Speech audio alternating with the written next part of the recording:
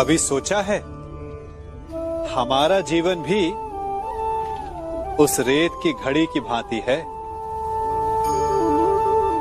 जो रेत नीचे गिर चुकी है वो हमारा अतीत है, जो अब भी ऊपर है वो हमारा आने वाला भविष्य है, और वर्तमान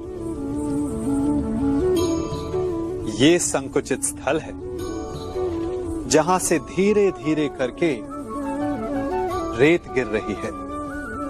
अर्थात हमारे पास जीने के लिए यही एक क्षण है।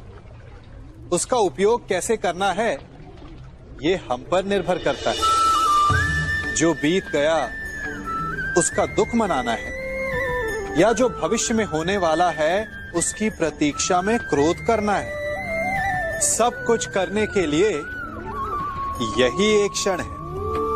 प्रसन्न रहना है तो उसके लिए भी यही एक पल है। प्रतीक्षा करते रहोगे तो ये पल भी भूतकाल में बदल जाएगा। इसलिए आनंद के लिए, परोपकार के लिए प्रतीक्षा ना कीजिए। आपके पास जो पल है उनका भरपूर सदुपयोग कीजिए, क्योंकि इस घड़ी को पलटकर आप फिर से समय अवश्य गिन सकते हैं, परंतु अपना बीता हुआ समय आप वापस नहीं लौटा पाएंगे।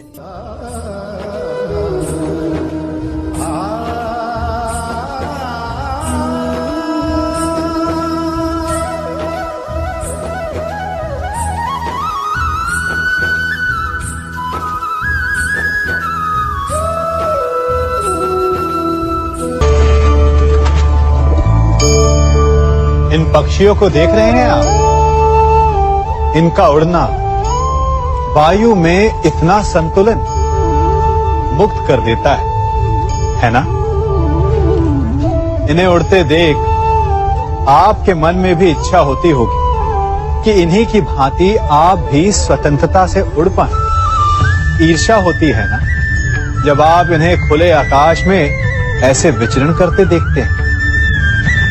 पर कभी सोचा है इस उड़ान को, इस स्वतंत्रता को पाने के लिए कितना परिश्रम, कितना अभ्यास किया होगा इन्होंने?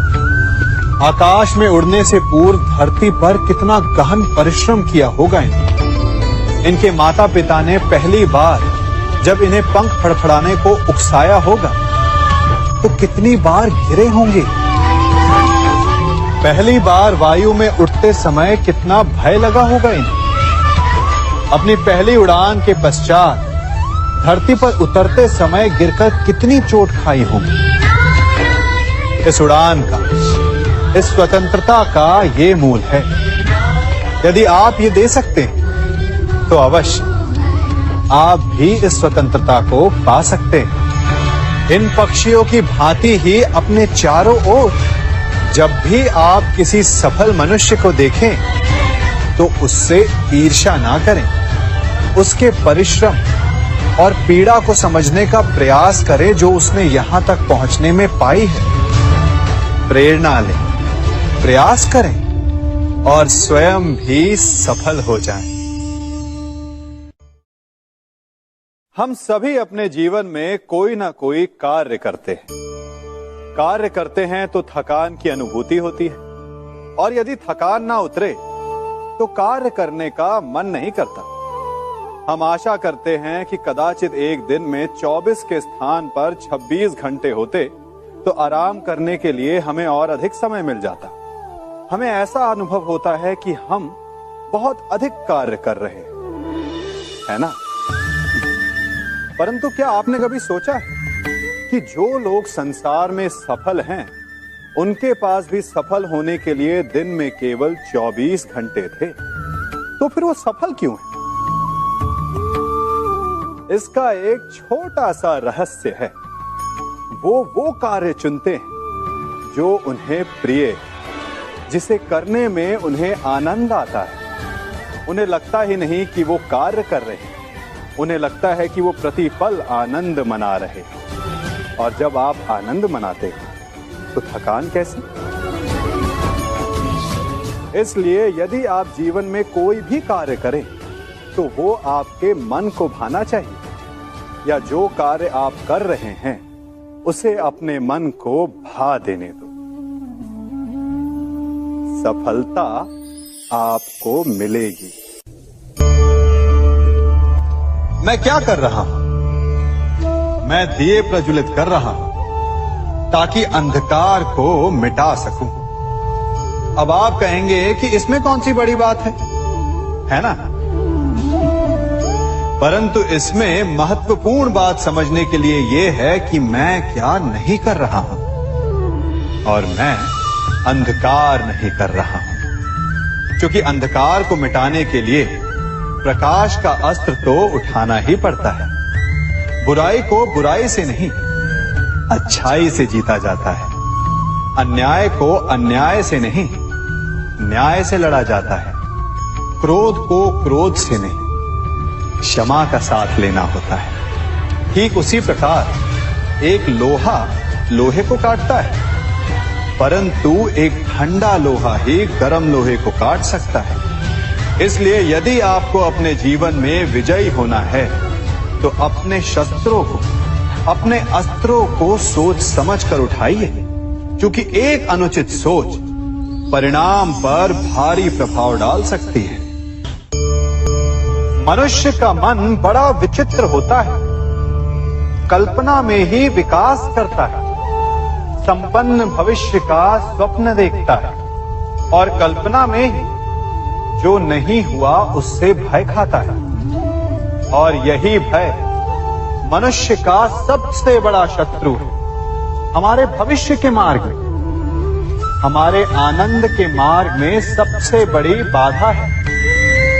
अब आप लोग मुझसे पूछेंगे कि इसका तोड़ क्या है, भय से मुक्ति कैसे पाई जाए?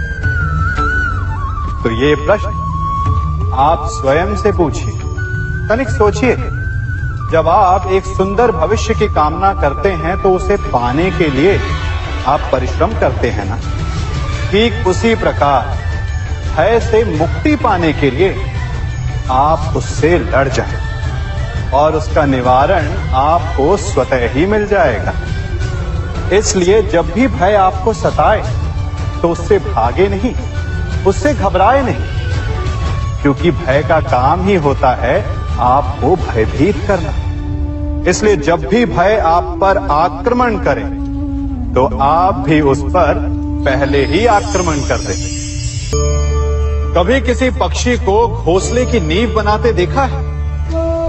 अथक परिश्रम करके तिनका तिनका बिटोर कर वो पक्षी अपना घोंसला बनाता है, अपनी संतान के लिए एक सुरक्षित घर बनाता है। और फिर कहीं से तीव्र आंधी आती है, भारी वर्षा होती है और उसका घोंसला तिनका तिनका करके बिखर जाता है। फिर वो पक्षी क्या करता है? वो रोता नहीं, ना ही विलाप करता है। वो बिना विलंब करे फिर से अपना घोंसला बनाना प्रारंभ कर देता है और सफलता पाता है। फिर हम क्यों छोटी छोटी असफलता से भयभीत होकर परिश्रम करना छोड़ देते हैं? एक बात सदा स्मरण रखिएगा, हर वृक्ष कुल्हाड़ी की एक मार से नीचे नहीं गिरता, हर चट्टान घन के एक प्रहार से नहीं टूटती। सफलता पाने के लिए अनावरत परिश्रम करना ही मात्र एक मार्ग है। आज मैं आप सबको एक कथा सुनाता हूं। एक दिन प्रातः एक व्यापारी अपने घर से निकला। घर से निकलते ही एक बिल्ली ने उस व्यापारी का मार्ग काट दिया। व्यापारी घबरा गया, वो फिर से घर लौट गया और शुभ घड़ी की प्रतीक्षा करने लगा। और जब वो पुनः अपने घर से निकला तब वो वाहन जा चुका था जिससे राजा तक पहुंचकर उसे भेंट देनी थी। राजा को भेंट नहीं मिली, राजा क्रोधित हो गए। राजा ने उस व्यापारी का व्यापार बंद करवा दिया। इस कारण व्यापारी क्रोधित होकर घर पर अपनी पत्नी से लड़ बैठा। पत्नी अपने बच्चों समेत मैके वापस चली गई और उस व्यापारी के जीवन में यदि कुछ रह गया था तो केवल अंधकार। और इन सब का कारण वो उस बिल्ली को मानता रहा जिसने उसका मार्ग काटा था। ऐसा ही एक दूसरा व्यापारी राजा को भेंट देने निकला और उस व्यापारी का मार्ग भी एक बिल्ली ने काट दिया। वो व्यापारी तनिक घबराया, परंतु उसने आगे बढ़ना अधिक उचित समझा। राजा तक वो समय पर पहुंचा। उसने राजा को भेंट दी। राजा प्रसन्न हुए और राजा ने व्यापारी को अपना व्यापार बढ़ाने की अनुमति दी, स्वर्ण आभूषण दी। जब व्यापारी घर पर पहुंचा तो पत्नी को आभूषण और अपने बच्चों को देने के लिए वस्त्र थे उसके पास। हर ओर प्रसन्नता थी। समझ रहे हैं ना? दोनों के साथ एक ही प्रकार की घटना हुई, परंतु दोनों की प्रतिक्रिया भिन्न थी। ऐसा ही हमारा जीवन भी है। हमारे जीवन में प्रारब्ध का अपना स्थान है, परंतु उससे कई अधिक महत्वपूर्ण हमारी प्रतिक्रिया, हमारे सोच का प्रभाव है, क्योंकि यही हमारे जीवन को आकार देते हैं। इसलिए अपनी सोच को सकारात्मक रखिए। आपका जीवन सदैव आनंदमय।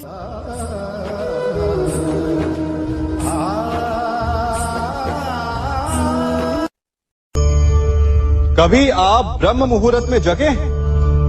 जगकर देखिए, संध्या होने के पश्चात जब रात्रि का अंधकार सारे संसार को धीरे धीरे अपने अंधकार में निगलने लगता है, तो यही अंधकार ब्रह्म मुहूर्त में भोर होने से ठीक पूर्व तनिक अधिक काला हो जाता है। कुछ समझे? हमारा जीवन भी कुछ ऐसा ही होता है।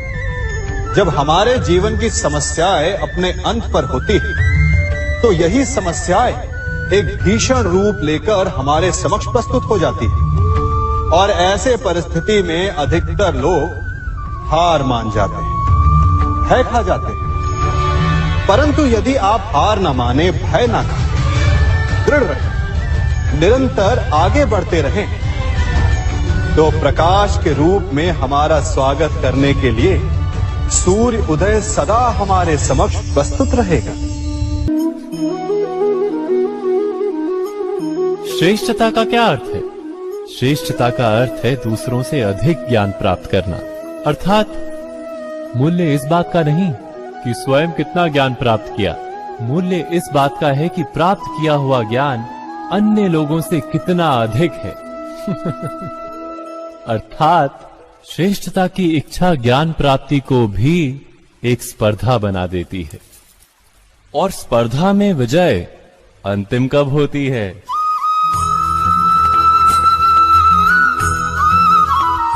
कुछ समय के लिए तो श्रेष्ठ बना जा सकता है, किंतु सदा के लिए कोई श्रेष्ठ नहीं रह पाता। फिर वही असंतोष, पीड़ा और संघर्ष जन्म लेता है। किंतु श्रेष्ठ बनने के बदले यदि उत्तम बनने का प्रयत्न करें तो क्या होगा? उत्तम का अर्थ है कि जितना प्राप्त करने योग्य है वो सब प्राप्त करना, किसी से अधिक पाने की इच्छा से नहीं, मात्र आत्मा की तृप्ति हेतु कुछ प्राप्त करना। उत्तम के मार्ग पर किसी अन्य से स्पर्धा नहीं होती, स्वयं अपने आप से स्पर्धा होती है। अर्थात उत्तम बनने का प्रयत्न करने वाले को देर अबेर सारा ज्ञान प्राप्त हो जाता है, बिना प्रयत्न के ही वो श्रेष्ठ बन जाता है। किंतु जो श्रेष्ठ बनने का प्रयत्न करता है वो श्रेष्ठ बने या ना बने, उत्तम कभी नहीं बन पाता।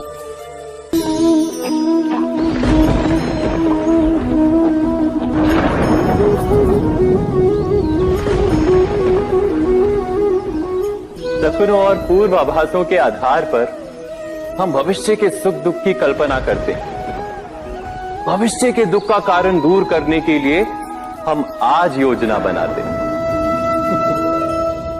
किंतु कल के संकट को आज निर्मूल करने से हमें लाभ मिलता है या हानि पहुंचती है, ये प्रश्न हम कभी नहीं करते। सत्य तो ये है कि संकट और उसका निवारण सात जन से, व्यक्ति के लिए भी और सृष्टि के लिए भी। नहीं, आप अपने भूतकाल का स्मरण कीजिए, इतिहास को देखिए।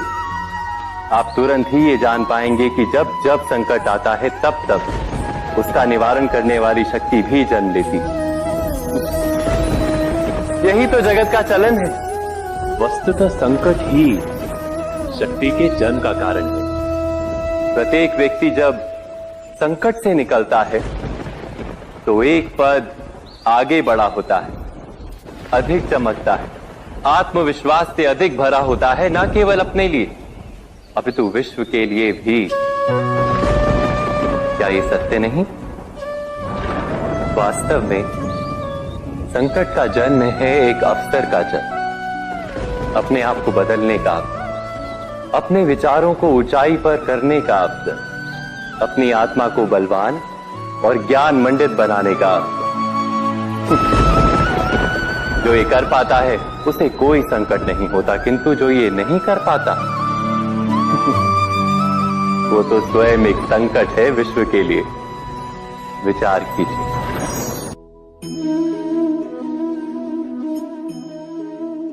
ये सदा यही कहते आए कि यदि आगे बढ़ना है तो अपनों का साथ दो। सत्य कहते हैं, अपनों का साथ देना ही चाहिए, परंतु साथ देने से पूर्व ये अवश्य पहचान लेना चाहिए कि अपने हैं कौन। क्या अपने वही होते हैं जिनके साथ हमारा रक्त संबंध होता है, या अपने मित्र? अपने वो होते हैं जो हमें सद्कार्य के लिए प्रेरित करें, हमें आगे बढ़ाएं, हमारा साथ दें। और वो जिनका साथ देने से समाज का नाश, धर्म की हानि हो, वो सगे हो करके भी सगे नहीं होते। इसलिए जब अपनों की परिभाषा का चुनाव करें तो उन्हें अपना माने जो आपका साथ दे, उन्हें नहीं जो हमें अज्ञान के मार्ग पर ले जाएं।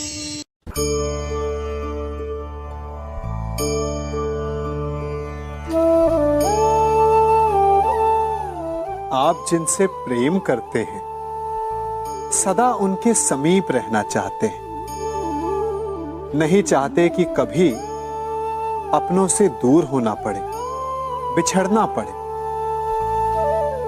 परंतु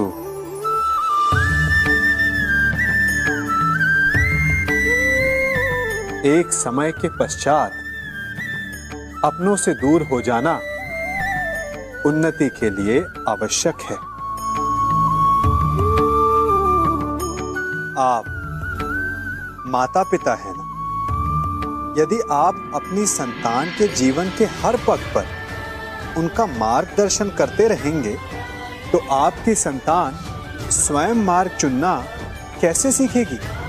मार्ग के कांटों से स्वयं को बचाना कैसे सीखेगी? इसीलिए एक समय के पश्चात अपनों से बनाई गई दूरी सदा लाभदायक रहती है।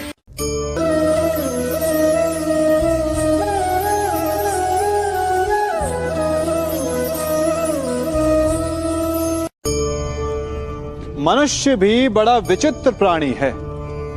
अपनों से नीचे के स्तर के लोगों को वो हे दृष्टि से देखता है, उनका उपहास उड़ाता है, उनसे बार बार कहता है कि तुम्हारा कुछ नहीं हो सकता, तुम भविष्य में कुछ नहीं कर पाओगे। जब मनुष्य के पास धन, संपत्ति, मान होता है तो वो दूसरों का आदर नहीं करता, परंतु वो एक बात भूल जाता है कि उससे भी अधिक शक्तिशाली कोई अस्तित्व में है, और वो है समय। काल काल अपना चक्र कब बदलेगा ये कोई नहीं जानता। समय अपनी करवट कब लेगा ये कोई नहीं जानता। कोयला भी समय के साथ साथ हीरे में परिवर्तित हो जाता है। इसलिए जीवन में कभी भी किसी का भी उपहास नहीं उड़ाना चाहिए। हम सभी अपने जीवन में सफलता चाहते हैं, है ना? उसके लिए हम रात दिन परिश्रम करते हैं, कड़ी मेहनत करते हैं, परंतु फिर भी असफल हो जाते हैं। परंतु ऐसा क्यों होता है? कभी सोचा आप सबने? क्योंकि सफलता पाने का मंत्र बड़ा कठिन नहीं, बड़ा सरल है।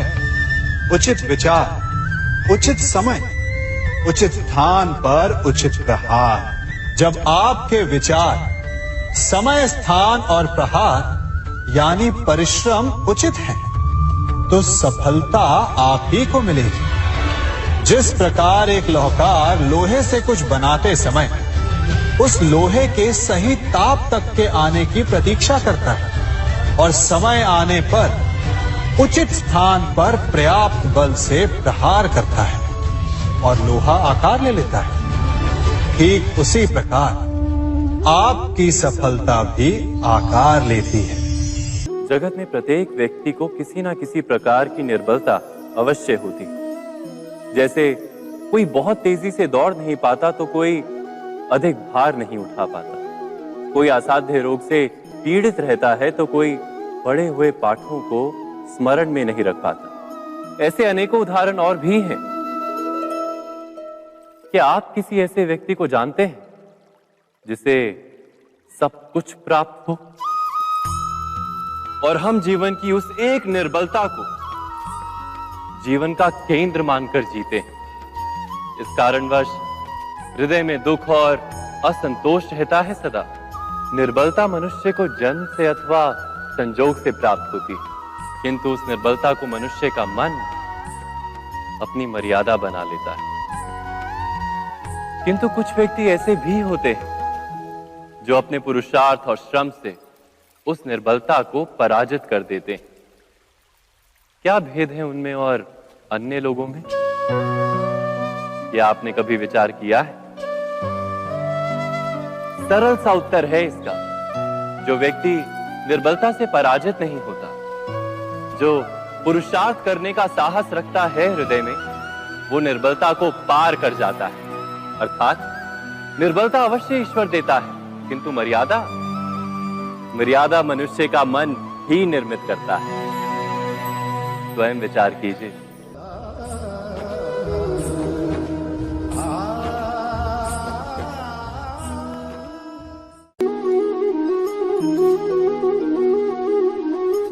भविष्य का दूसरा नाम है संघर्ष। हृदय में आज इच्छा होती है और यदि पूर्ण नहीं हो पाती तो हृदय भविष्य की योजना बनाता है। भविष्य में इच्छा पूर्ण होगी ऐसी कल्पना करता रहता है, किंतु जीवन ना तो भविष्य में है ना अतीत में।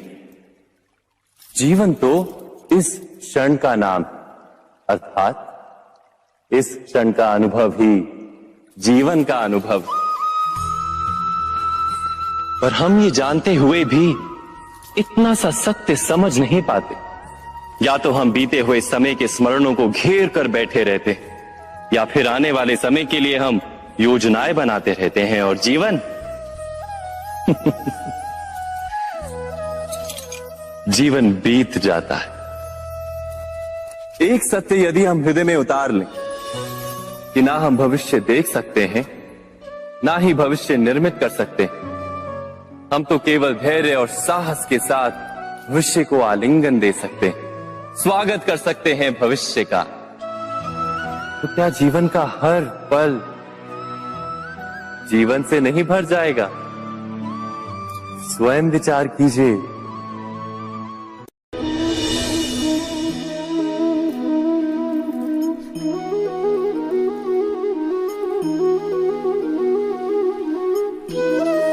ज्ञान प्राप्ति सदा ही समर्पण से होती है, ये हम सब जानते हैं। किंतु समर्पण का वास्तविक महत्व क्या है? क्या हमने कभी विचार किया? मनुष्य का मन सदा ही ज्ञान प्राप्ति में विभिन्न बाधाओं को उत्पन्न करता है। कभी किसी अन्य विद्यार्थी से ईर्ष्या हो जाती है, कभी पढ़ाए हुए पाठों पर संदेह जन्मता है और कभी गुरु द्वारा दिया गया दंड मन को अहंकार से भर देता है। नहीं, क्या ऐसा नहीं होता? न जाने कैसे कैसे विचार मन को भटकाते हैं और मन की इसी अयोग्य स्थिति के कारण हम ज्ञान प्राप्त नहीं कर पाते। मन की योग्य स्थिति केवल समर्पण से निर्मित होती है।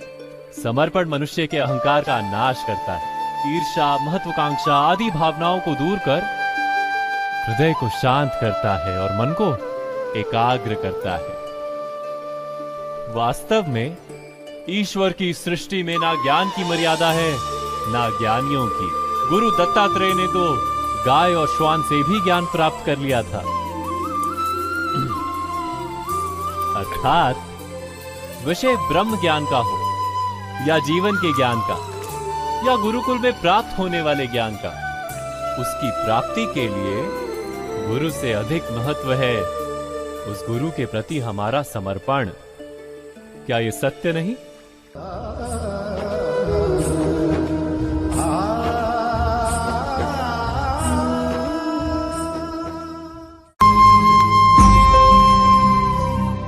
प्रत्येक मनुष्य के जीवन में ऐसा क्षण अवश्य आता है जब सारे स्वप्न, सारी आशाएं, सारे दृश्य ध्वस्त हो जाते हैं। जीवन के सारे आयोजन ही बिखर जाते हैं। एक और धर्म होता है और दूसरी ओर सुख। इसी को धर्म संकट कहते हैं। जब धर्म का वहन ही संकट हो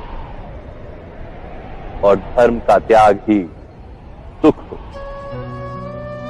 विचार कीजिए, कभी किसी स्वजन के विरुद्ध सत्य बोलने का अवसर प्राप्त हो जाता है, कभी ठीक दरिद्रता के समय सरलता से चोरी करने का मार्ग प्राप्त हो जाता है, कभी किसी शक्तिशाली राजनेता या राजा के कर्मचारी का अधर्म प्रकट हो जाता है। सबके जीवन में ऐसी घटना बनती ही रहती है। अधिकतर लोग ऐसे किसी क्षण को धर्म संकट के रूप में जान ही नहीं पाते। हमें किसी प्रकार के संघर्ष का अनुभव ही नहीं होता। सहजता से सुख की ओर खींचे चले जाते हैं, जैसे मक्खी गुड़ की ओर खींची चली जाती।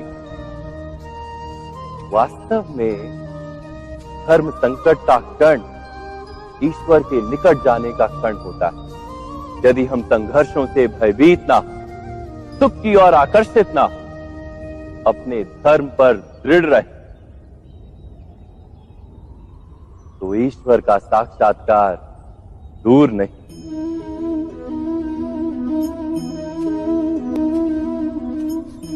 पवन से युद्ध करने वाला पत्ता यदि पेड़ से गिरता है तो भी आकाश की ओर उठता है। पवन से झुकने वाली घास वहीं भूमि पर रह जाती। अर्थात धर्म संकट से यदि हम संकट को ही टाल दें तो सुख तो मिलता है, जीवन बढ़ता है, किंतु क्या चरित्र नहीं टूटता? क्या आत्मा दरिद्र नहीं हो जाती? क्या ईश्वर से अंतर नहीं हो जाता? स्वयं विचार किए। दो व्यक्ति जब निकट आते हैं तो एक दूसरे के लिए सीमाएं और मर्यादाएं निर्मित करने का प्रयत्न अवश्य करते हैं। हम यदि सारे संबंधों पर विचार करें तो देखेंगे कि इन सारे संबंधों का आधार यही सीमाएं हैं जो हम दूसरों के लिए निर्मित करते हैं। और यदि अनजाने में भी कोई अन्य व्यक्ति इन सीमाओं को तोड़ता है तो उसी क्षण हमारा हृदय क्रोध से भर जाता है।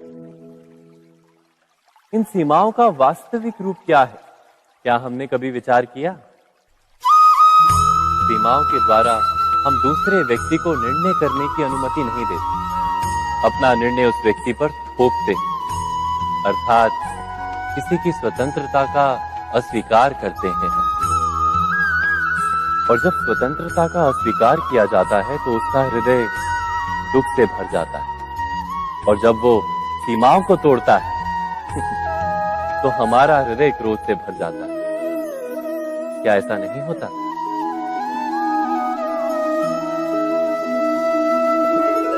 पर यदि एक दूसरे की स्वतंत्रता का सम्मान किया जाए तो किसी मर्यादाओं या सीमाओं की आवश्यकता ही नहीं होती। अर्थात जिस प्रकार स्वीकार किसी संबंध का देह है, क्या वैसे ही स्वतंत्रता किसी संबंध की आत्मा नहीं? स्वयं विचार कीजिए। सबके जीवन में ऐसा प्रसंग अवश्य आता है कि सत्य कहने का निश्चय होता है हृदय में, किंतु मुख से सत्य निकल नहीं पाता। कोई भय मन को घेर लेता है। किसी घटना अथवा प्रसंग के बारे में बात करना या फिर स्वयं से कोई भूल हो जाए उसके बारे में कुछ बोलना, क्या ये सत्य है? नहीं, ये तो केवल तथ्य है। अर्थात जैसा हुआ था वैसा केवल बोल देना सामान्य सी बात है। किंतु कभी कभी उस तथ्य को बोलते हुए भी भय लगता है। कदाचित किसी दूसरे की भावनाओं का विचार आता है मन, दूसरे को दुख होगा ये भय भी शब्दों को रोकता है। तो ये सत्य क्या है? क्या हमने कभी विचार किया है? जब भय रहते हुए भी कोई तथ्य बोलता है तो वो सत्य कहलाता है। वास्तव में सत्य कुछ और नहीं, केवल निर्भयता का दूसरा नाम है। और निर्भय होने का कोई समय नहीं होता, क्योंकि निर्भयता आत्मा का स्वभाव है। अर्थात क्या प्रत्येक क्षण सत्य बोलने का क्षण नहीं होता?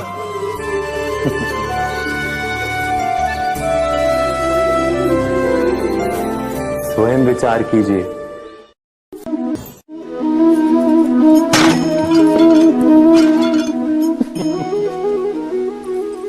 कभी कभी कोई घटना मनुष्य के जीवन की सारी योजनाओं को तोड़ देती और मनुष्य उस आघात को अपने जीवन का केंद्र मान लेता। पर क्या भविष्य मनुष्य की योजनाओं के आधार पर निर्मित होते हैं? नहीं। जिस प्रकार किसी ऊंचे पर्वत पर सर्वप्रथम चढ़ने वाला उस पर्वत की तलाई में बैठकर जो योजना बनाता है, क्या वही योजना उसे उस पर्वत की चोटी तक पहुंचाती है? नहीं। वास्तव में वो जैसे जैसे ऊपर चढ़ता है वैसे वैसे उसे नई नई चुनौतियां, नई नई विडंबनाएं, नए नए अवरोध मिलते हैं। प्रत्येक पद पर वो अपने अगले पद का निर्णय करता है। प्रत्येक पद पर उसे अपनी योजनाओं को बदलना पड़ता है। कहीं पुरानी योजना उसे खाई में ना ढकेल दे। वो पर्वत को अपने योग्य नहीं बना पाता, केवल स्वयं को पर्वत के योग्य बना सकता है। क्या जीवन के साथ भी ऐसा ही नहीं? जब मनुष्य जीवन में किसी एक चुनौती को, एक अवरोध को अपने जीवन का केंद्र मान लेता है, अपने जीवन की गति को ही रोक देता है, तो वो अपने जीवन में सफल नहीं बन पाता और ना ही सुख और शांति प्राप्त कर पाता। अर्थात जीवन को अपने योग्य बनाने के बदले स्वयं अपने को जीवन के योग्य बनाना ही सफलता और सुख का एकमात्र मार्ग नहीं? स्वयं विचार कीजिए।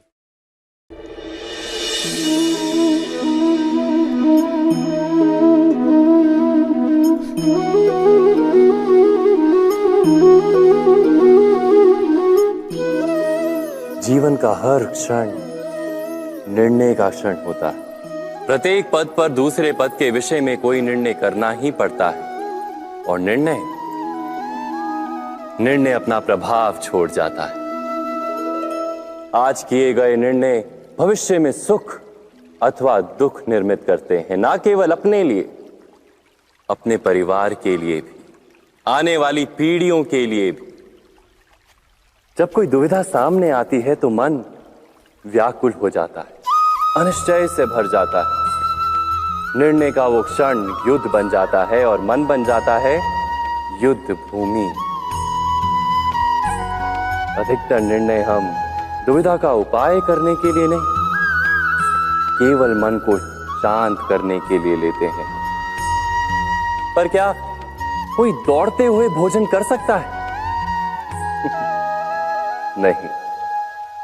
तो क्या युद्ध से जूझता हुआ मन कोई योग्य निर्णय ले पाएगा? वास्तव में शांत मन से जब कोई निर्णय करता है तो अपने लिए सुखद भविष्य बनाता है, किंतु अपने मन को शांत करने के लिए जब कोई निर्णय करता है तो वो व्यक्ति भविष्य में अपने लिए कांटों भरा वृक्ष लगाता है। स्वयं विचार कीजिएगा।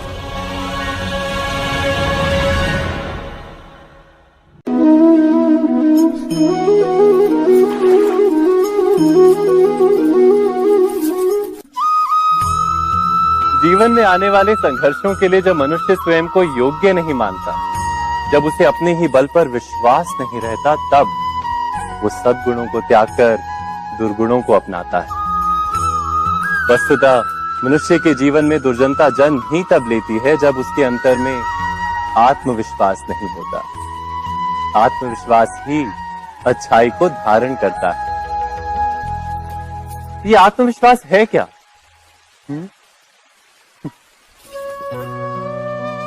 जब मनुष्य ये मानता है कि जीवन का संघर्ष उसे दुर्बल बनाता है, तो उसे अपने ऊपर विश्वास नहीं रहता। वो संघर्ष के पार जाने के बदले संघर्ष से छूटने के उपाय ढूंढने लगता है। किंतु जब वो ये समझता है कि ये संघर्ष उसे अधिक शक्तिशाली बनाते हैं, ठीक जैसे व्यायाम करने से देह की शक्ति बढ़ती, तो प्रत्येक संघर्ष के साथ उसका उत्साह बढ़ता है। अर्थात आत्मविश्वास और कुछ भी नहीं, मन की स्थिति, जीवन को देखने का दृष्टिकोण मात्र है। और जीवन का दृष्टिकोण तो मनुष्य के अपने वश में होता है। स्वयं विचार कीजिए।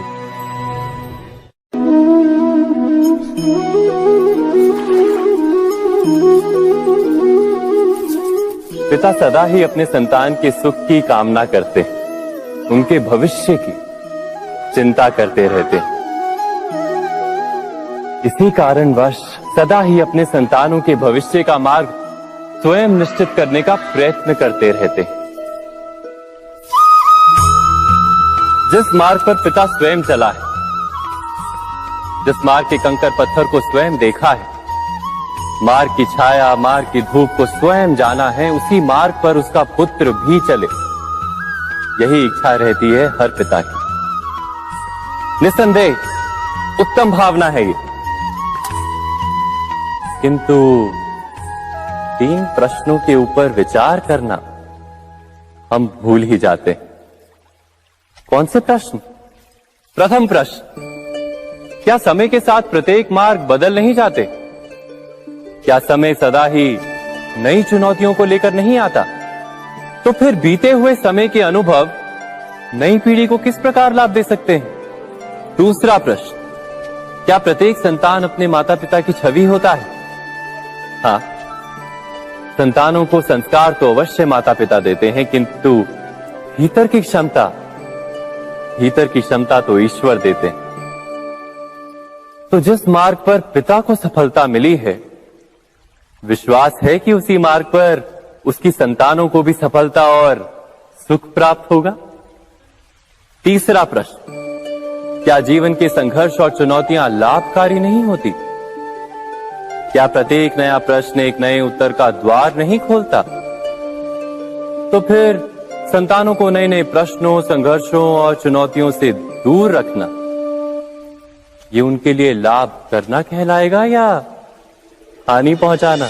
अर्थात जिस प्रकार संतान के भविष्य का निर्माण करने के बदले उसके चरित्र का निर्माण करना श्रेष्ठ है, वैसे संतानों के जीवन का मार्ग निश्चित करने के बदले उन्हें नए संघर्षों के साथ जूझने के लिए मनोबल व ज्ञान देना अधिक लाभदायक नहीं होगा? स्वयं विचार कीजिए। मनुष्य की सबसे बड़ी दुर्बलता क्या होती है? सोचिए। धन, प्रेम, अहंकार। मनुष्य की सबसे बड़ी दुर्बलता होती है उसके रहस्य। चाहे आप कितने भी शक्तिशाली क्यों ना हो, कितने भी प्रबल क्यों ना हो, परंतु उसके रहस्य उसके नाश की चाबी होती है। इसलिए यदि प्रबल रहना है, शक्तिशाली रहना है, समर्थ रहना है, तो अपने रहस्य को किसी को भी ना बताएं, ना मित्र को और ना ही शत्रु को, क्योंकि समय पड़ने पर कब कौन शत्रु हो जाए ऐसा कहना संभव नहीं। विभीषण को रावण के अमृत कुंड का ज्ञात था, इसीलिए प्रभु श्री राम रावण का वध करने में सफल हो सके। इसलिए उचित यही है कि आप अपने रहस्य को स्वयं तक ही सीमित रखें। मनुष्य जीवन की परीक्षा में सफल होने के लिए क्या नहीं करता? वो परिश्रम करता है, दौड़ भाग करता है, और ये सब करने के पश्चात भी जब उसका काम नहीं बनता तो वो नकल करता है ना? तनिक लौटिए अपने बचपन में, स्मरण कीजिए अपने बचपन की स्मृतियों का। क्या स्मरण हुआ? विद्यालय में जब आप परीक्षा देने जाते थे तो क्या होता था? आप ना सही, परंतु कोई ना कोई सफलता पाने के लिए नकल करता ही था और उत्तीर्ण भी हो जाता था, है ना? परंतु जीवन की परीक्षा ऐसी नहीं होती। नकल करने वाला सफल नहीं होता। कारण विद्यालय में सबके प्रश्न पत्र एक होते थे, परंतु जीवन के प्रश्न पत्र और उनकी कठिनाई सबके लिए भिन्न होती, तो निश्चित रूप से उनके उत्तर भी भिन्न होंगे ना। इसलिए यदि आपको जीवन में सफलता पानी है तो नकल ना कीजिए, स्वयं के प्रश्नों का उत्तर स्वयं ढूंढिए और सफलता आपकी ही होगी। मनुष्य का जीवन हार और जीत, विजय और पराजय, सफलता और असफलता के मध्य झूलता रहता है। आपके साथ भी ऐसा होता होगा, है ना?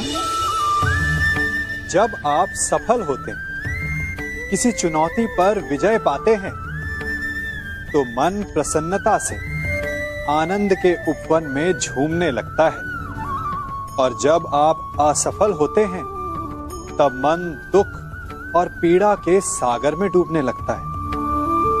परंतु वास्तव में सफलता और असफलता है क्या?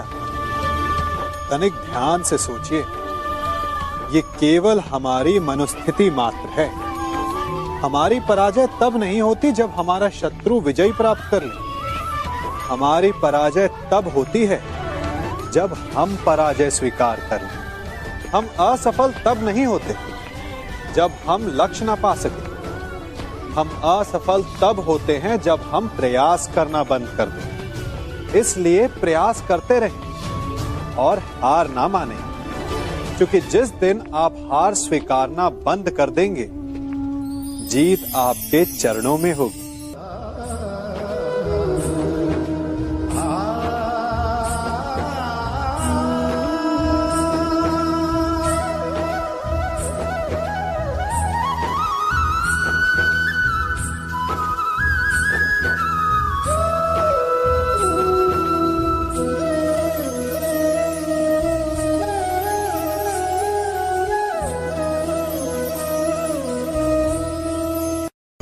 आप सबने बरगद के वृक्ष को तो देखा ही होगा। क्या आपको ज्ञात है, बरगद के वृक्ष के बीज का आकार राई से भी छोटा होता है, परंतु बरगद का वृक्ष संसार के महाकाय वृक्षों में जाना जाता है। जब उसका जन्म होता है तब उसमें वो जटाएं, वो शाखाएं नहीं होती, परंतु जैसे जैसे उसका विस्तार होता है, जैसे जैसे वो अधिक शाखाओं का भार उठाता है, अधिक पत्तियों का सृजन करता है, वैसे वैसे उसकी शाखाएं जटाएं बनकर जड़ तक पहुंचती है और इस वृक्ष को सहारा देती है। ये जीवन का बहुत महत्वपूर्ण पथ है। बिना लोभ लालच शुभ कार्य करें, अन्य लोगों की सहायता करें। धीरे धीरे आपने जिनकी सहायता की वो आपके सहायक बनते जाएंगे, आपकी जड़ों को और बलशाली बनाएंगे, आयु मान और आकार बढ़ाएंगे। सहजीवन, सहायता और निष्काम कर्म आपको मृत्यु के पश्चात भी मरने नहीं देगा, आपको अमर रखेगा। हमारा शरीर प्रकृति का एक महान आविष्कार है। इससे जटिल संरचना संसार में और कोई नहीं। हमारा शरीर जितना जटिल है, यदि इसे ठीक से जाना जाए तो इससे अधिक सरल ज्ञान देने वाला और कोई नहीं। हमारे शरीर में 5 इंद्रियां होती हैं जो हमें भाव, गुण और वस्तुओं का बोध कराती हैं। हमारे पास आंखें हैं, नाक है, स्पर्श के लिए त्वचा है, कान है और जीभा है। सबका भिन्न भिन्न कार्य है।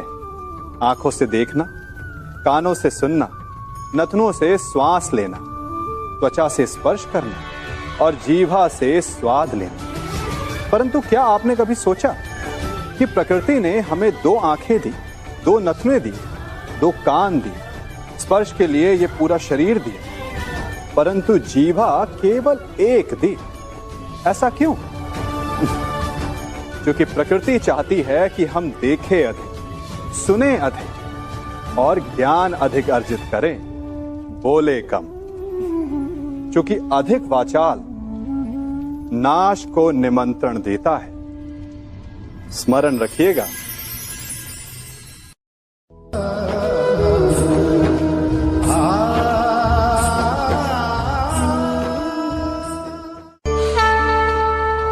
गर्व,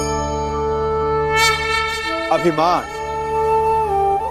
और अहंकार, ये तीनों सुनने में एक जैसे लगते हैं, परंतु तीनों का अर्थ भिन्न होता है और परिणाम भी। तीनों का आरंभ प्रेम से होता है।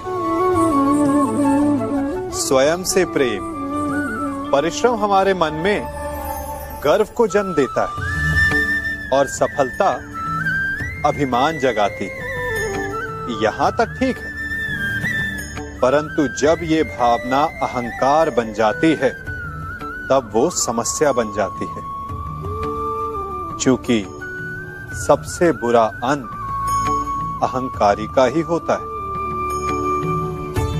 परंतु मनुष्य के लिए पहेली यही है कि पहचाना कैसे जाए कि अहंकार जग गया है और उसका दमन आवश्यक है। इसका उत्तर मैं नहीं, आपका मन देगा। जब तक आप स्वयं से प्रसन्न हैं, जब तक आप सबसे ऊंचा उठने का प्रयास कर रहे हैं, तब तक ठीक है। परंतु जब आपके मन में दूसरों को नीचा समझने का भाव आ जाए तो सावधान हो जाइए, क्योंकि यही अहंकार है जो वास्तव में आपको हीन कर रहा है।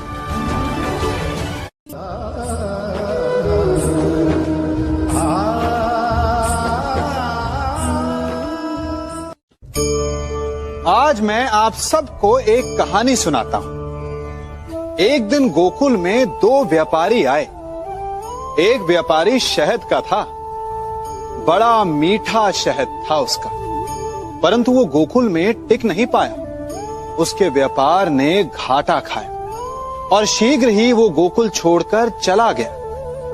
और दूसरा व्यापारी मिर्च का था।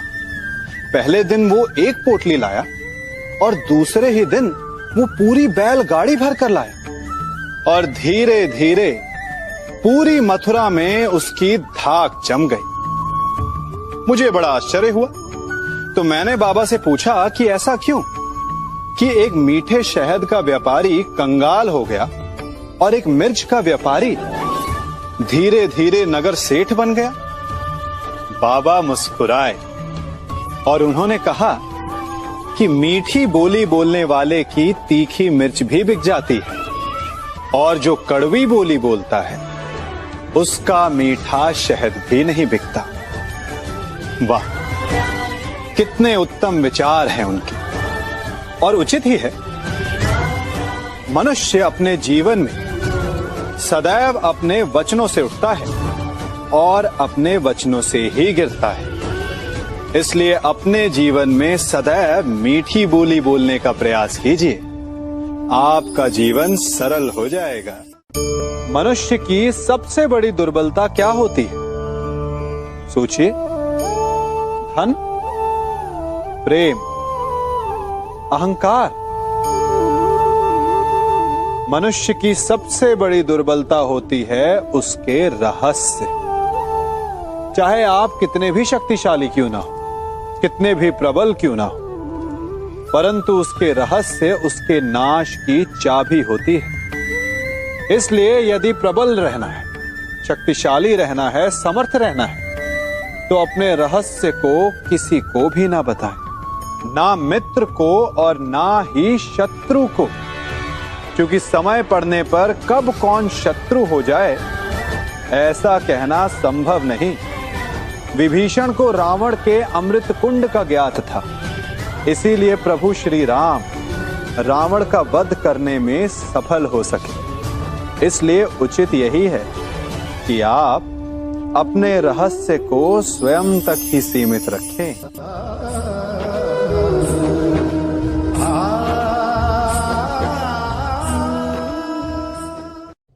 युवा अवस्था भी हमारे जीवन का कितना सुंदर काल होता है ना। बाहु में बल, मन में कुछ बड़ा कर जाने की चाह, आंखों में भविष्य के सुंदर और कोमल सपने। और इसी अवस्था में मनुष्य के भीतर पनपता है प्रेम। किसी को देखकर उस पर मन मोहित हो जाता है और फिर मनुष्य अपना सब कुछ उस पर न्यौछावर कर देना चाहता है। फिर प्रेम की परिणति होती है विवाह में। क्यों? सबको अपने खट्टे मीठे संस्मरण स्मरण हुआ है ना, परंतु यहीं से अधिकतर माता पिता और संतान के मध्य विचारों का विरोध प्रारंभ हो जाता है। संतान को लगता है कि उसका चुना जीवन साथी ही उसके लिए उपयुक्त है, और माता पिता को लगता है कि संतान अनजाने में भूल कर रही है। संतान का तर्क होता है कि उसे विवाह किससे करना है, ये उसका अधिकार है, और माता पिता का तर्क ये होता है कि अब भी जीवन साथी चुनने की समझ संतान में है ही नहीं। तो इस अवरोध को काटा कैसे जाए, उचित निर्णय कैसे लिया जाए? इसका एक ही मार्ग है, अपने उत्तरदायित्व का भान और अपनों से बड़ों के मापदंडों का भान। विवाह करने से पूर्व ये जान लेना आवश्यक है कि विवाह केवल अपने प्रेम को पाने का मार्ग नहीं है, अपितु विवाह से जीवन का एक नया द्वार भी खुलता है, और हर नए जीवन के साथ नए उत्तरदायित्व भी होते हैं। और यदि इन उत्तरदायित्वों को समझकर निर्णय लिया जाए तो विश्वास कीजिए आपका दाम्पत्य जीवन आनंद से भरा रहेगा, और आपको कभी ये पछतावा नहीं होगा कि आपने कोई अनुचित निर्णय लिया।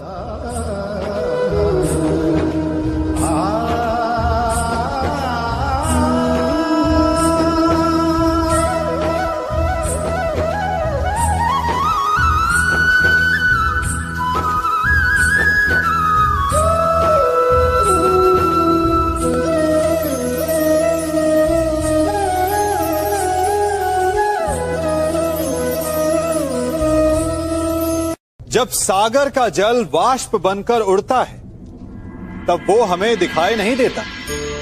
मेघ उस जल को अपने भीतर छिपा लेते हैं, लंबी यात्रा करते हैं, प्रयास करते हैं कि वो जल सदा उनके भीतर छिपा रहे।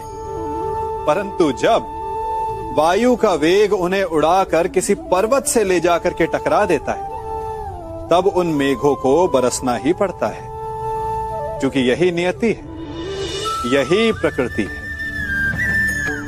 क्योंकि जल को सागर में जाकर मिलना ही है। ठीक ऐसा ही हमारे साथ भी होता है। हम सत्य को अपने मन के मेघों में चाहे जितना छिपाने का प्रयास कर लें, परंतु समय की आंधी उसे वास्तविकता के पर्वत से ले जाकर के टकराकर हमारे समक्ष ले ही आती है। जिस भय के कारण आप सत्य को सामने नहीं लेकर आना चाहते, एक दिन वही भय हमारे समक्ष आकर खड़ा हो जाता है और फिर हम लाचार हो जाते हैं, क्योंकि हमने उस भय का सामना करने की तैयारी नहीं की होती। इसलिए सत्य से भागे नहीं, उसे छिपाए भी नहीं, उसे स्वीकार करें। भविष्य की बड़ी विपत्ति से बच जाएंगे।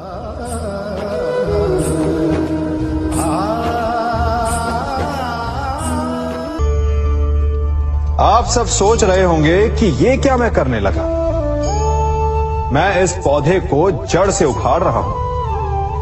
आश्चर्य हो रहा है ना कि एक पौधे को उखाड़ना या काटना ना केवल एक अपराध है, अपितु पाप भी है। तो फिर मुझे ऐसा करने की क्या आवश्यकता पड़ गई? क्योंकि कई बार विनाश ही सृजन तक पहुंचाता है। यदि नया भवन बनाना हो तो पुराने भवन को गिराना पड़ता है। व्यवस्था को परिवर्तित करने के लिए क्रांति लानी पड़ती है। और उसी प्रकार यदि किसी वृक्ष या किसी पौधे की जड़ों में घुन लग जाए या उसका मूल सड़ जाए, तो उसे जड़ से उखाड़ देना ही श्रेयस्कर होता है, ताकि उस स्थल पर नए पौधे उपज सके। युद्ध करना पर्याय नहीं, परंतु कभी कभी शांति के लिए युद्ध करना आवश्यक हो जाता है। संसार में सबसे श्रेष्ठ क्या है? फूल या कांटे, प्रेम या घृणा, संपन्नता या दरिद्रता, मित्र या शत्रु? बताइए। अब आप भी कहेंगे कि भला ये कोई पूछने की बात हुई? अवश्य, फूल, प्रेम, संपन्नता और मित्र ही श्रेष्ठ है। परंतु क्या आपने अपने जीवन में कभी सोचा है कि हर एक भाव, हर एक वस्तु, हर एक घटना का एक गुण धर्म होता है? त्वचा पर जलन करने वाले फूलों से अधिक श्रेष्ठ वो कांटे हैं जिनसे आप अपने घर की बाढ़ बनाते हैं, ताकि वन्य पशु आपके भीतर ना आ सके। वो प्रेम श्रेष्ठ नहीं जो आपको अंधा, लोभी, पक्षपाती बनाता। वो घृणा श्रेष्ठ है जो आपको नया मार्ग दिखाते। वो संपन्नता श्रेष्ठ नहीं जो आपको कृपण बनाते, मद्दांध बनाते। वो दरिद्रता श्रेष्ठ है जो आपको जीवन में परिश्रम करने की शिक्षा दे। कुविचार देने वाले, बुरा मार्ग दिखाने वाले मित्रों से अधिक श्रेष्ठ वो शत्रु होते हैं जो हमें जीवन का लक्ष्य दे दे। इसलिए अपने जीवन में हर वस्तु, हर भाव, हर घटना के गुण धर्म को पहचानिए और उसके पश्चात अपना चयन कीजिए। स्वर्ण।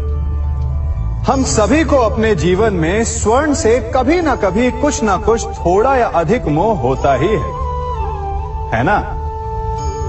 परंतु क्या आपने कभी सोचा कि स्वर्ण को प्राप्त कैसे किया जाता है? जब भूमिगत खदानों से स्वर्ण को निकाला जाता है तब वो एक पाषाण की भांति होता है।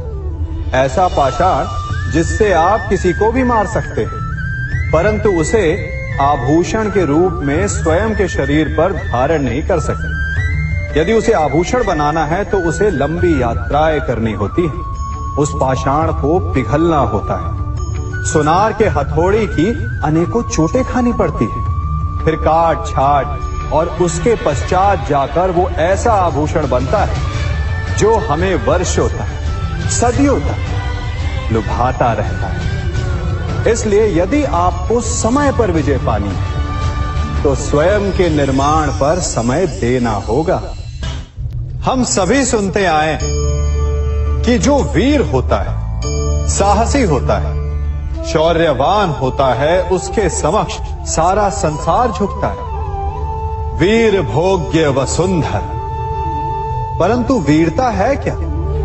शौर्य क्या है? साहस क्या है? साहस युद्ध नहीं, वीरता विजय नहीं, शौर्य कभी ना गिरना नहीं। साहस किसी चुनौती के समक्ष खड़े होने का भाव है, तो वीरता उस चुनौती को उत्तर देने के लिए पूर्ण परिश्रम लगा देना है। और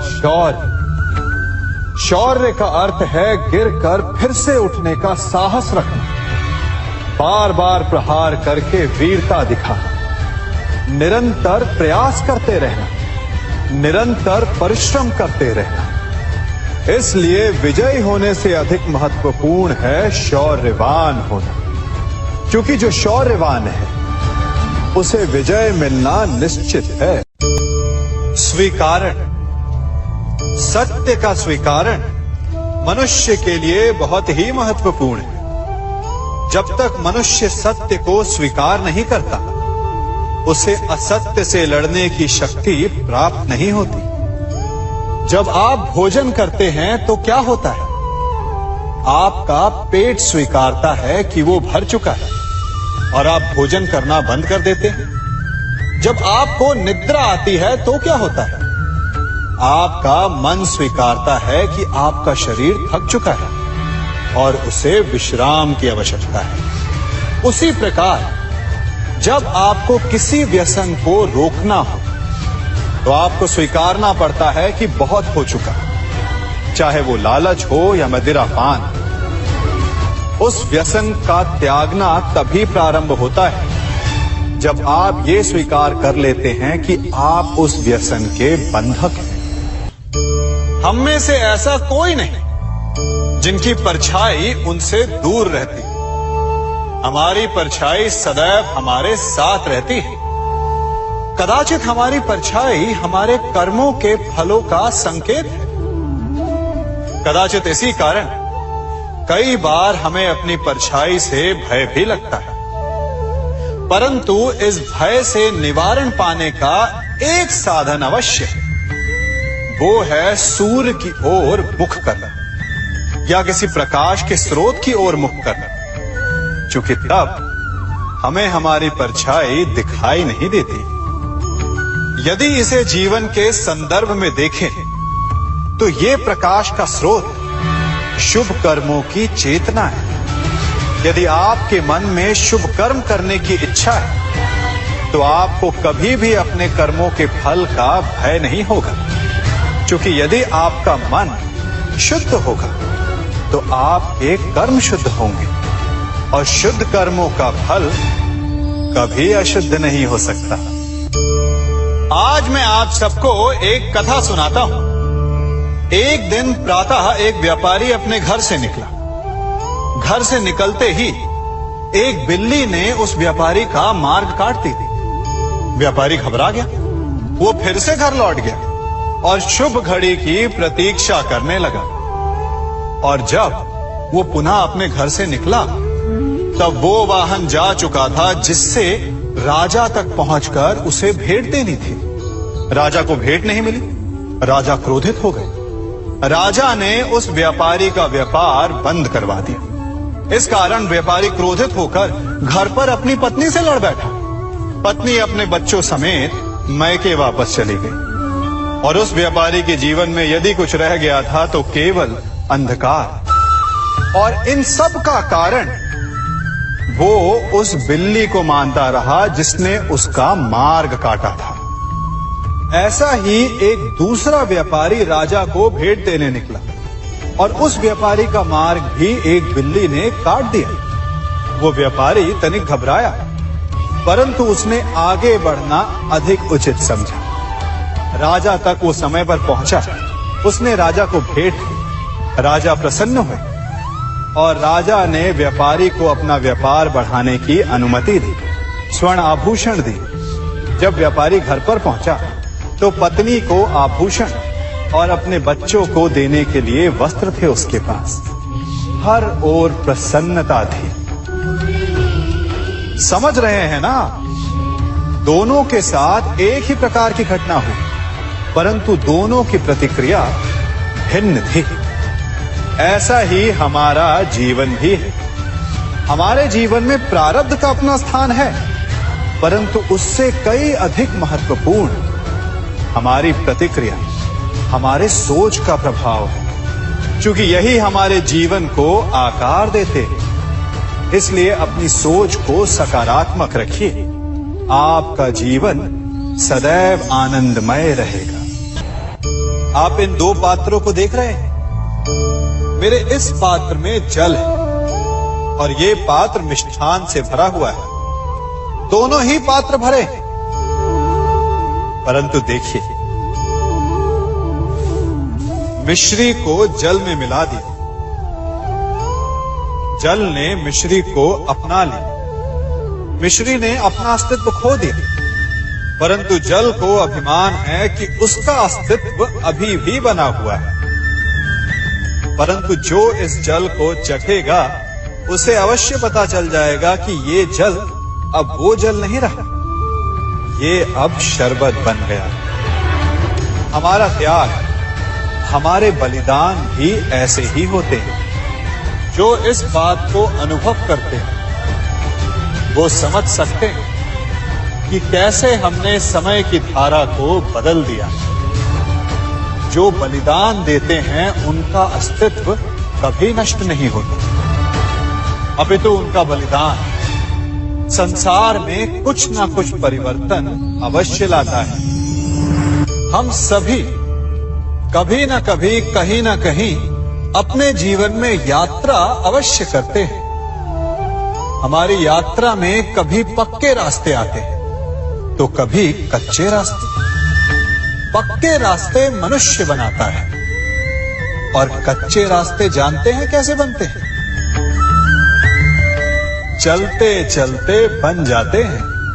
जब लोग एक स्थान से जाते हैं तो पैरों के दबाव से नीचे की घास कुचल जाती है।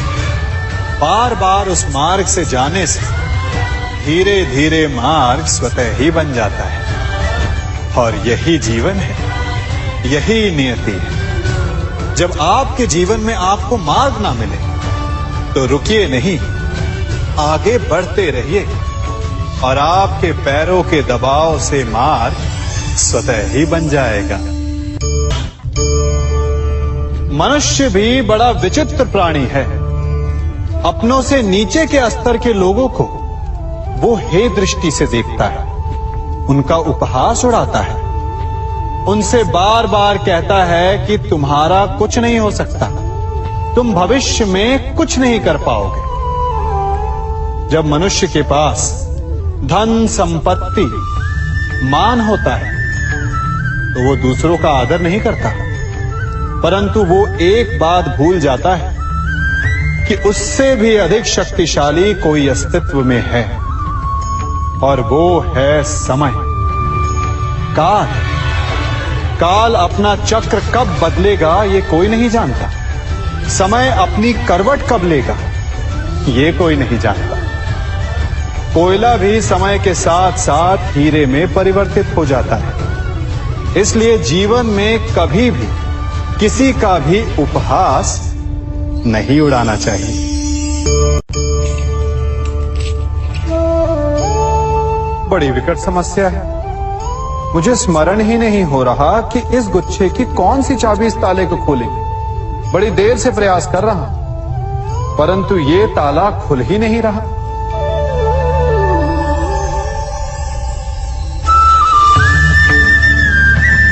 ऐसी परिस्थिति में आप क्या करें? अधिकतर लोग ऐसी परिस्थिति में अपनी आशा खो बैठते हैं। उन्हें लगता है कि चाबी खो गई। वो तिलमिला जाते हैं, क्रोधित हो उठते हैं। परंतु उस समय धैर्य रखें तो गुच्छे की अंतिम चाबी ताला खोल सकती है। कुल्हाड़ी का अंतिम प्रहार वृक्ष को काट के गिरा देता है। परंतु क्या सत्य में कुल्हाड़ी का अंतिम प्रहार वृक्ष को काट के गिरा देता है? आपको आपका लक्ष्य दिला देता है? नहीं, आपका निरंतर प्रयत्न ही आपको सफलता दिलाता है। जब आपका मन निराश है तो अपने कार्य में दुगनी उत्साह से जुट जाइए, क्योंकि अनावरत बहता जल ही कठोर चट्टान को काट सकता है।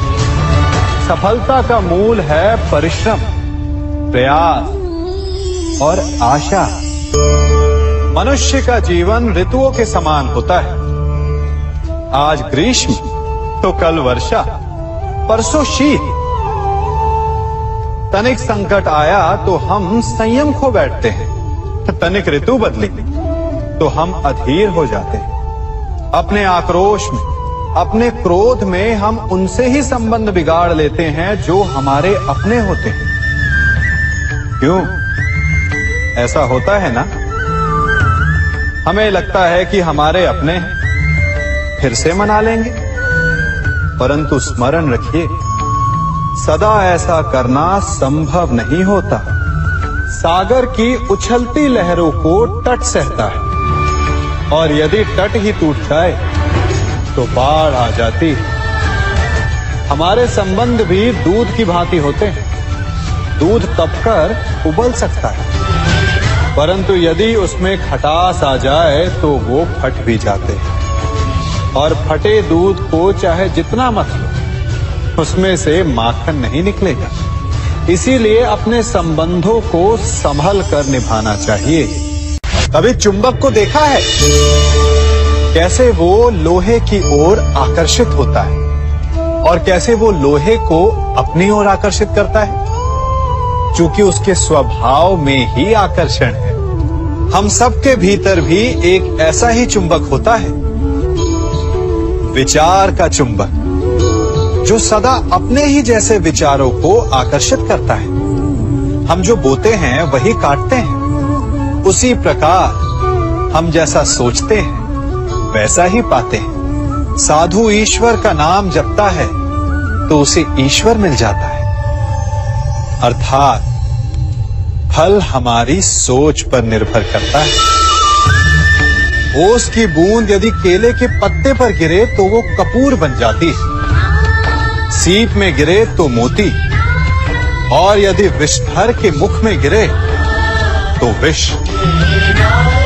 बूंद एक है, परंतु उसके प्रारब्ध भिन्न है, क्योंकि उसे आकर्षित करने वालों का व्यवहार भिन्न है। इसलिए यह आप पर निर्भर करता है कि आपको भविष्य में विष चाहिए या अमृत। स्मरण रखिए, हम वही बन जाते हैं जैसा हम सोचते हैं, जैसा विश्वास रखते हैं। यह आपका विश्वास ही है जो ये निर्धारित करेगा कि आपको विष मिलेगा या अमृत। इसलिए अपनी सोच को सुदृढ़ रखिए, सकारात्मक रखिए, और फल भी सकारात्मक ही आएगा। जब से ये सृष्टि बनी है, नदी की धारा और चट्टान के मध्य सदा संघर्ष रहा है, परंतु हर बार चट्टान की कठोरता को हारना पड़ता है, और नदी की धारा कोमल होते हुए भी कठोर चट्टान को काट देती है। कभी सोचा है क्यों? चट्टान इतनी कठोर और जल इतना कोमल, चट्टान इतनी दृढ़ और जल इतना लचीला, फिर भी सदा जल कठोर चट्टानों के मध्य से अपना मार्ग बना ही लेती है। कारण केवल एक है, और वो है लगातार चलने की क्षमता। जल बढ़ता रहता है, चट्टान अडिग रहती है। इसी कारण जल चट्टान को काटकर मार्ग बना लेता है। इसलिए लगातार चलते रहिए, रुकिए मत, क्योंकि चट्टान जैसी हर समस्या को आप भी जल की तरह काट सकते हैं। इस फल को देख रहे हैं आप? अभी अभी अपनी डाल से अलग हुआ है। बड़ा दुख होता है ना, जब आप अपने उद्गम से अलग होते हैं, परंतु ये दूरी भी आवश्यक है। अब इस फल को ही ले लीजिए।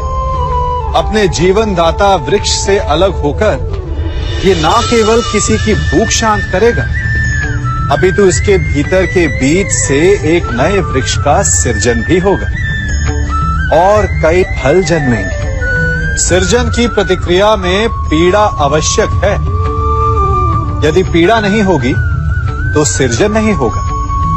पीड़ा अपने उद्गम से दूर होने, पीड़ा अपनों से दूर होने। इस फल की भांति हम मनुष्यों को भी अपने उद्गम से, अपने सगे संबंधियों से अलग होना पड़ता है और यही अलगाव एक नए सृजन को, एक नई सृष्टि को, एक नए विकास को जन्म देता है। इसलिए ऐसे अलगाव से दुखी मत होइए, उसका स्वागत कीजिए, क्योंकि ये विकास की नींव है। अपराध वो भावना है जिसके कारण संसार में सदा दुख ही व्याप्त रहता है। हम सब अपराधियों से घृणा करते हैं, उन्हें कोसते हैं, परंतु क्या कभी विचार किया है कि कोई भी जन्म से अपराधी नहीं होता? तो ऐसा क्या कारण है कि कोई इतना बुरा बन जाता है कि वो बुराई की सीमाएं ही पार कर जाए? कारण है कामना। यदि कामना पर नियंत्रण ना रखा जाए, यदि कामना को पूर्ण करने के लिए परिश्रम ना किया जाए, तो वो तृष्णा में बदल जाती है और तृष्णा लालच में, और लालच छल में, और छल करते ही मनुष्य अपराध की ओर अपने पग बढ़ा देता है। इसलिए ये अत्यंत आवश्यक है कि मन की कामनाओं पर नियंत्रण रहे। यदि मन पर नियंत्रण रहेगा तो अपराध पर स्वयं ही नियंत्रण हो जाएगा। हम सबका मन करता है कि हम जीवन में ऐसे शिखर पर पहुंचे जहां हमसे ऊपर कोई ना हो, जहां हमें कुछ करने की आवश्यकता ना पड़े, है ना? कुछ लोग इस शिखर पर पहुंच भी जाते हैं, परंतु उनका मन सदा विचलित रहता है। इतनी मनोरंजक बात है ना कि जिस विश्राम को पाने के लिए हम इतनी मेहनत करते हैं, इतना परिश्रम करते हैं, वो हमें मिलता ही नहीं। कारण स्वयं सोचिए, वन का राजा होने के पश्चात भी सिंह को अखेट के लिए परिश्रम क्यों करना पड़ता है? सोचिए। मैं बताता हूं, क्योंकि राजा होने का अर्थ ये नहीं कि वो सदा सोता रहे और मृग स्वयं उसके समक्ष आकर कहेगा कि आइए महाराज, मुझे खाकर अपनी भूख मिटाइए। तो समझ लीजिए, कार्य आपके परिश्रम से संपन्न होते हैं, केवल कामना से नहीं। यदि आप नीचे हैं तो सदा स्मरण रखें कि आपका परिश्रम ही आपको ऊंचाइयों पर ले जाएगा, और यदि आप ऊंचाई पर हैं तो वहां पर भी रहने के लिए आपको निरंतर परिश्रम करते रहना होगा। अर्थात परिश्रम से मुक्ति नहीं है, क्योंकि परिश्रम ही जीवन है। हम सभी को अपने जीवन में कभी ना कभी निराशा मिलती है, असफलता मिलती है, और अधिकतर लोग इसके पश्चात भाग्य का रोना लेकर बैठ जाते हैं। कुछ कहते हैं कि जिस स्थान पर मैं हूं उससे कई ऊंचे स्थान पर होने के योग्य था, परंतु नहीं जा पाया। किसी को पीड़ा है कि उसे जो मिलना चाहिए था वो उसे नहीं मिला। भाग्य ही बुरा था। भाग्य क्या होता है? भाग्य वन में खिला पुष्प देवताओं को चढ़ाया जाएगा, या किसी सुंदरी की वेणी में वो सजेगा, या फिर उसे कुचलकर उत्पाद बना दिया जाएगा। ये सब एक पुष्प के नियंत्रण में नहीं होता, परंतु जब तक उस पुष्प का अस्तित्व है सुगंध बिखेरना उसके वश में अवश्य है, परंतु भाग्य हमारे वश में नहीं। और जो हमारे वश में नहीं, उसके लिए दुखी होने से क्या होगा? कर्म पर वश है, वो कीजिए और धीरे धीरे भाग्य आपके वश में आ जाएगा, क्योंकि कर्म ही प्रधान है। हम सब मित्रों के साथ रहना चाहते हैं, शत्रुओं से दूर रहना चाहते हैं। क्यों? क्योंकि हमें जीवन में आनंद पाना है, जीवन में आगे बढ़ना है, स्वयं को संपन्न देखना है। और यदि किसी से भी आप पूछेंगे कि जीवन में सफलता पाने के लिए सबसे अधिक आवश्यकता किसकी होती है, तो हर एक आपको लगभग एक ही उत्तर देगा।